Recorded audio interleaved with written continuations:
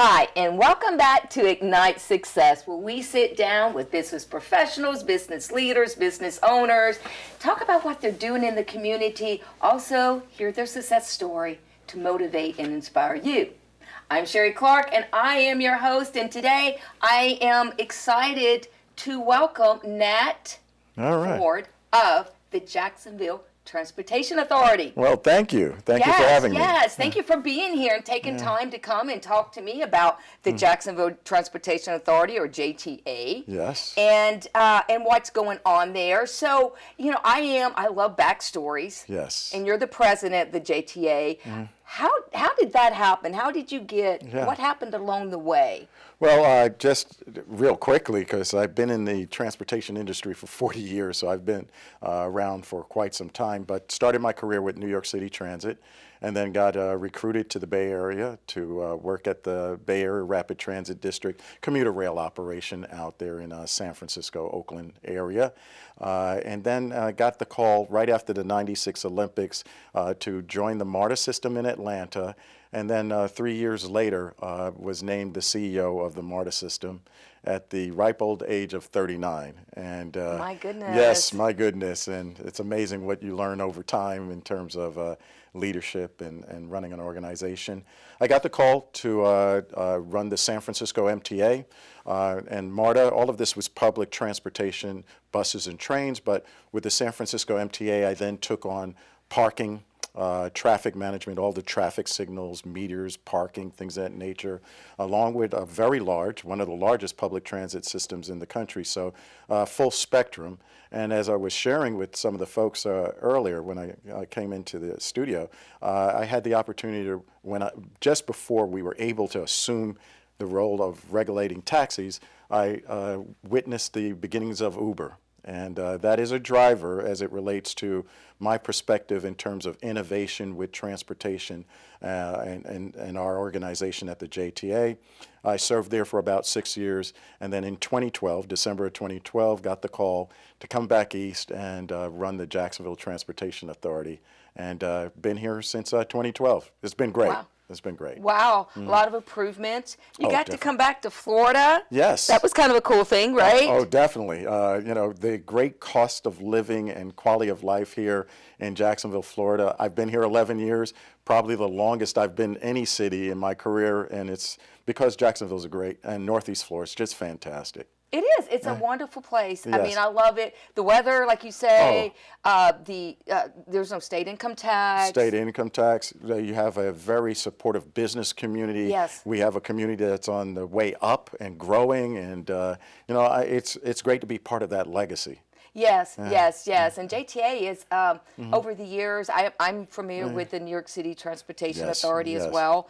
And seeing what's gone on here in Jacksonville throughout the years, it's like, wow, that's really cool what's going on. We've got a great team of folks at the JTA, and they're very passionate about what we do. And, I'll share with you a little bit about what drives us as an organization. Okay. Yeah.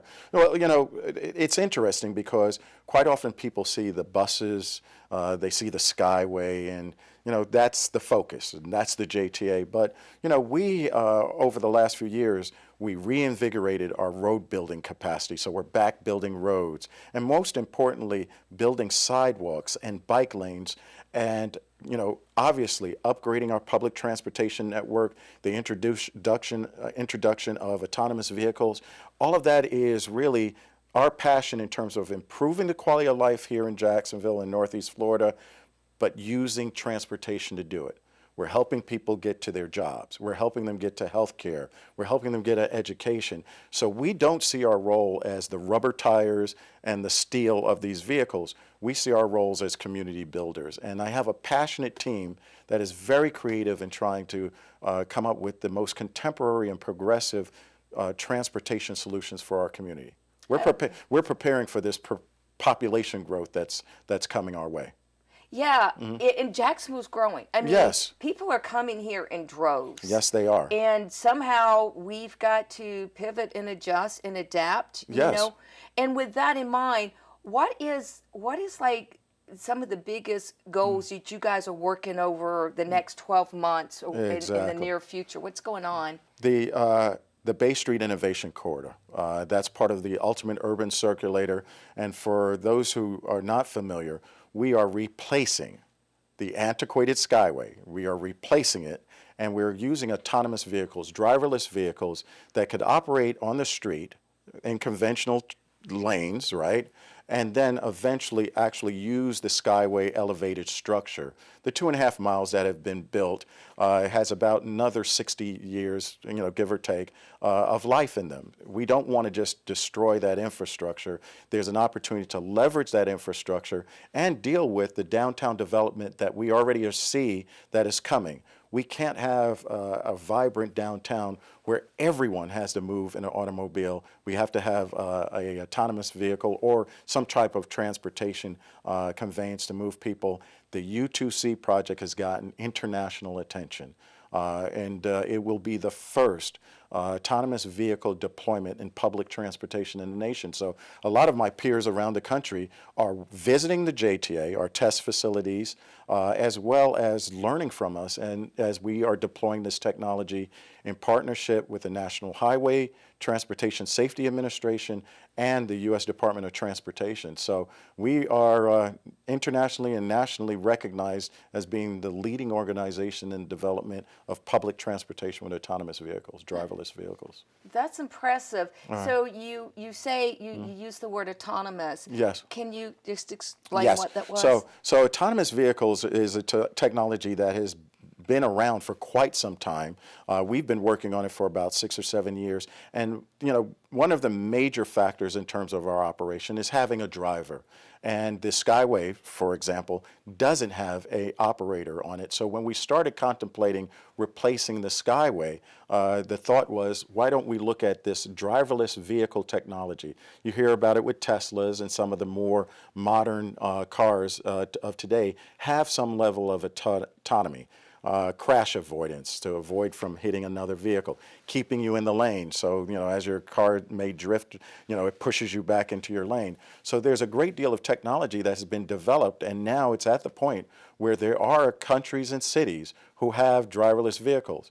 On the interstates, there are now tractor trailers that are actually being tested and operating autonomously. It will be a major disruption to the transportation industry, and I would imagine where we live and where we work and how we move in this country. And so the JTA is on the forefront in terms of developing this technology.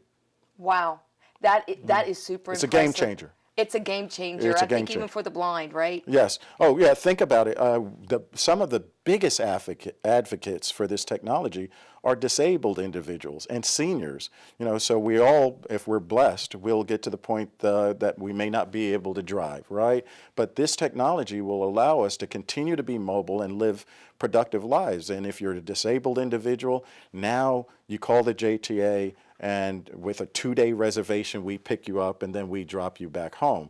Imagine if you could have a vehicle that's on demand and give you the level of autonomy that I think able-bodied people are able to enjoy. So some of the biggest proponents are folks that have mobility limitations. Yeah. And, this is just, I think it's great that we have an agency in the JTA that understands this technology, is highly respected in deploying and getting projects done, and we have federal funding and local funding to move this project forward.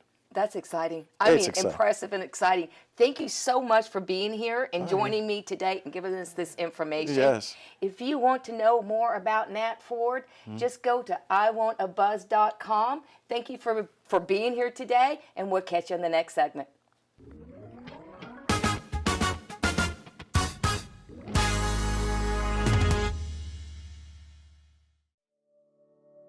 With Storehouse Media Group, we are an award-winning publisher, and we are Everything Books. We take an author who wants to write a book, whether it's with a concept and we help flesh it out, develop it, or we will write the book for them, or we edit the book, or we publish the book, and we can market it to bestseller. All of the above. Everything Books. That's what Storehouse Media Group is.